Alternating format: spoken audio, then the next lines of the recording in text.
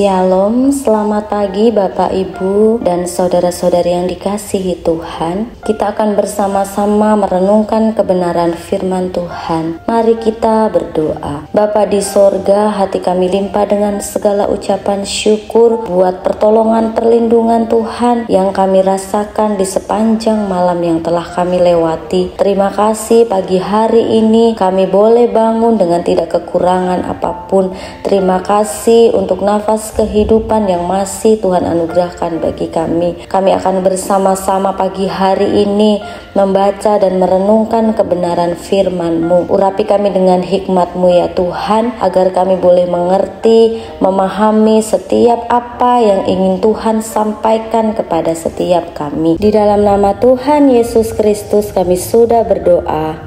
Amin. Firman Tuhan yang akan kita renungkan bersama-sama pagi hari ini terambil dalam kitab surat Efesus pasal 2 ayat 1 sampai 10. Perikop semuanya adalah kasih karunia. Kamu dahulu sudah mati karena pelanggaran-pelanggaran dan dosa-dosamu. Kamu hidup di dalamnya karena kamu mengikuti jalan dunia ini. Karena kamu mentaati penguasa kerajaan angkasa, yaitu roh yang sekarang sedang bekerja di antara orang-orang durhaka. Sebenarnya dahulu kami semua juga terhitung di antara mereka ketika kami hidup di dalam hawa nafsu daging dan menuruti kehendak daging dan pikiran kami yang jahat. Pada dasarnya kami adalah orang-orang yang harus dimurkai sama seperti mereka yang lain. Tetapi Allah yang kaya dengan rahmat oleh karena kasih-Nya yang besar yang dilimpahkannya kepada kita telah menghidupkan kita bersama-sama dengan Kristus sekalipun kita telah mati oleh kesalahan-kesalahan kita. Oleh kasih karunia kamu diselamatkan, dan di dalam Kristus Yesus Ia telah membangkitkan kita juga dan memberikan tempat bersama-sama dengan Dia di sorga, supaya pada masa yang akan datang Ia menunjukkan kepada kita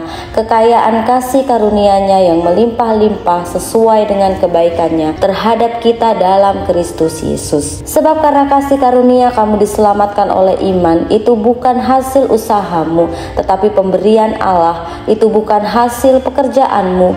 Jangan ada orang yang memegahkan diri, karena kita ini buatan Allah, diciptakan dalam Kristus Yesus untuk melakukan pekerjaan baik yang dipersiapkan Allah sebelumnya. Ia mau supaya kita hidup di dalamnya. Tema renungan kita pagi hari ini, kehidupan baru. Surat ini ditulis oleh Rasul Paulus ketika ia berada di dalam penjara. Pada umumnya, orang yang dipenjarakan akan memikirkan keadaan dirinya sendiri. Tetapi lain dengan Rasul Paulus, dia malah memikirkan kehidupan jemaat di Efesus. Dari isi suratnya, kita bisa melihat kesedihan dan kekhawatiran Rasul Paulus terhadap kehidupan jemaat di Efesus. Surat ini bukan hanya berisi nasihat, tetapi juga merupakan peringatan-peringatan yang serius dari Rasul Paulus kepada jemaat di Efesus yang mempunyai kehidupan tidak baik. Apa yang terjadi dengan kehidupan jemaat di Efesus? Kalau kita melihat kehidupan jemaat di Efesus sesuai dengan gambaran-gambaran yang disebutkan di dalam Efesus 2 ayat 1 sampai 10 yang telah kita baca, jelaslah bahwa jemaat Efesus tidak sepenuhnya atau sungguh-sungguh hidup di dalam Kristus. Mereka menuruti jalan dunia ini dan pola kehidupan lama kembali muncul dalam hidup mereka. Melihat keadaan ini, tergeraklah hati Rasul Paulus untuk menulis surat kepada jemaat di Efesus. Tujuannya untuk mengingatkan dan menasihatkan mereka bagaimana seharusnya mereka hidup sebagai orang-orang yang sudah diselamatkan karena kasih karunia Allah. Rasul Paulus mengatakan, tetapi Allah yang kaya dengan rahmat oleh karena kasih-Nya yang besar yang dilimpahkannya kepada kita, menghidupkan, membangkitkan, dan memberikan tempat bersama-sama dengan Dia di sorga, bahkan menunjukkan kepada kita kekayaan kasih karunia-Nya yang melimpah-limpah sesuai dengan kebaikan-Nya. Rasul Paulus mengingatkan mereka harus sungguh-sungguh memiliki kehidupan baru, yakni suatu kehidupan yang tidak lagi dipengaruhi oleh kehidupan lama atau suatu kehidupan yang sudah berbeda dari kehidupan sebelumnya, supaya tidak menyia-nyiakan kasih karunia Allah yang demikian besar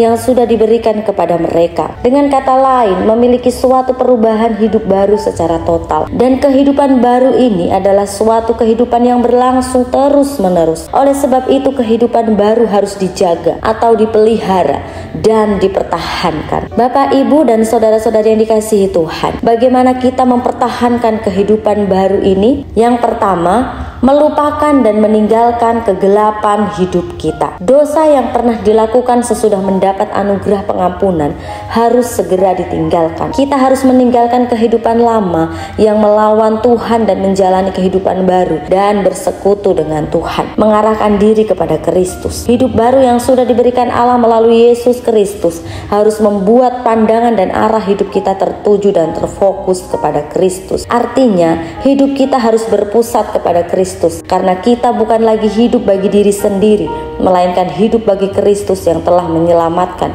dan mengasihi kita. Yang kedua, tinggal di dalam Kristus. Artinya, hidup bersama Kristus atau bergaul erat dengan Kristus dan menurut peraturan Kristus. Peraturan Kristus adalah firman Allah. Setiap orang yang tetap berada di dalam Dia tidak berbuat dosa lagi. Ini adalah satu kehidupan yang penuh sukacita dan berkemenangan. Karena itu, di dalam kehidupan kita yang penuh kesibukan, ketegangan dan tekanan, kita harus terus-menerus tinggal di dalam Kristus supaya kita benar-benar memiliki hidup yang baru. Mengapa Rasul Paulus begitu memperhatikan jemaat di Efesus sehingga di dalam penjara pun ia menulis surat menasehatkan dan memperingatkan mereka? Rasul Paulus menghendaki supaya jemaat di Efesus tidak mengalami kebinasaan. Surat yang ditulis oleh Rasul Paulus ini tentu saja bukan hanya untuk jemaat di Efesus, tetapi untuk setiap kita semua yang hidup di masa kini. Bagaimana dengan kehidupan kita saat ini? Apakah kita senantiasa mempertahankan kehidupan baru di dalam Yesus Kristus? Kiranya Tuhan Yesus Kristus memberkati kita semua. Mari kita berdoa. Bapa di surga, kami bersyukur untuk kebenaran firman-Mu yang telah kami renungkan bersama-sama pagi hari ini, yang telah mengingatkan, menegur setiap kami untuk kami senantiasa ingat akan kasih karunia-Mu yang besar dalam kehidupan kami. Terima kasih untuk karya pengorbanan-Mu yang menyelamatkan kami, karena sesungguhnya kami adalah orang-orang yang layak dimurkai, tetapi karena anugerah kasih setia-Mu kami boleh diselamatkan. Terima kasih tak terhingga kepadamu ya Tuhan. Di dalam nama Tuhan Yesus Kristus kami siap menjalani seluruh aktivitas kami di sepanjang hari ini. Pimpin dan sertai setiap langkah kami agar kami hidup seturut dengan kehendak-Mu. Berkati segala sesuatu yang kami kerjakan di dalam nama Tuhan Yesus Kristus. Amin. Selamat beraktivitas. Tuhan Yesus Kristus memberkati.